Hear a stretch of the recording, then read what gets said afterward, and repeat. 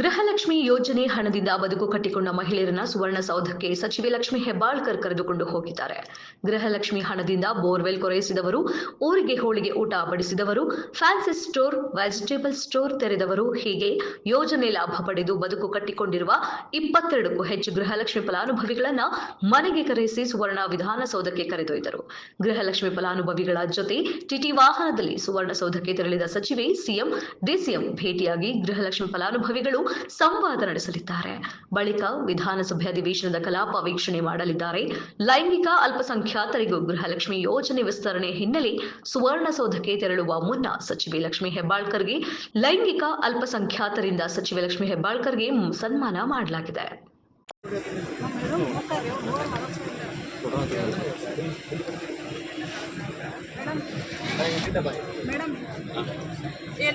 ನಮಸ್ತೆ.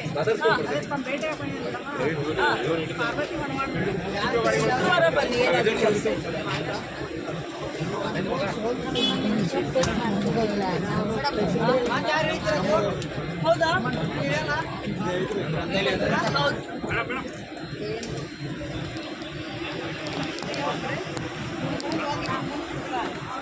ಯಾರಾದ್ರೂ MK ನೀವು ಒಬ್ರಿದ್ರಿ ನಮ್ಮ ಜೊತೆ. ಯಾವ ಗೇಟು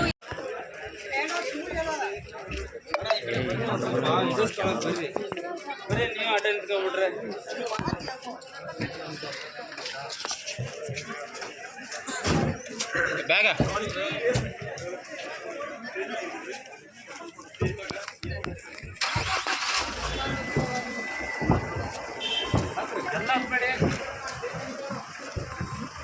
ಮೇಡಮ್ ಬರ್ತಾರೆ.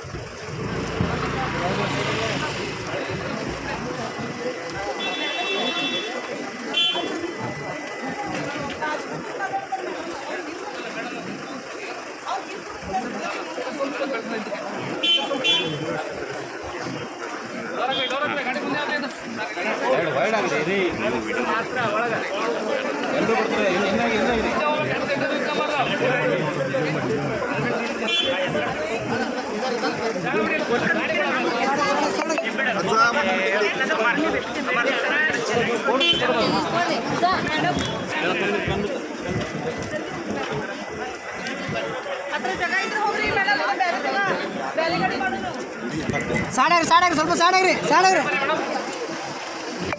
ಸ್ವಲ್ಪ ಸಾಡ್ ಕೊಡ್ರಿ ಸ್ವಲ್ಪ ಸಾಡ್ ಕೊಡ್ರಿ ಸ್ವಲ್ಪ ಸಾಡಾಗ್ರಿ ಸ್ವಲ್ಪ ಸಾಡಾಗ್ರಿ ಸೈಡ್ ರೀ.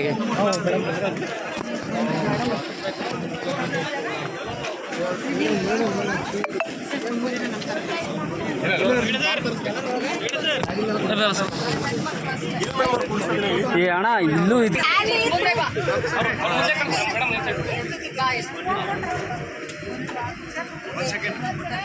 ನೀನ್ ಇಲ್ಲೇ ಬಾ,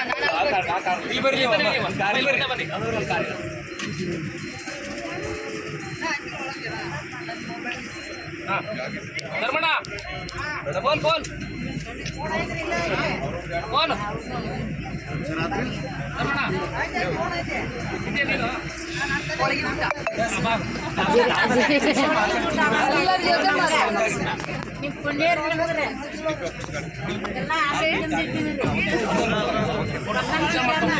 ನಮ್ಮೂರ್ಗೂ ಬರ್ಬೇಕು, ನಮ್ಮೂರಿಗೆ ಮಂಡ್ರಿಗೆ ಬರ್ಬೇಕ್ರಿ ನೀವು.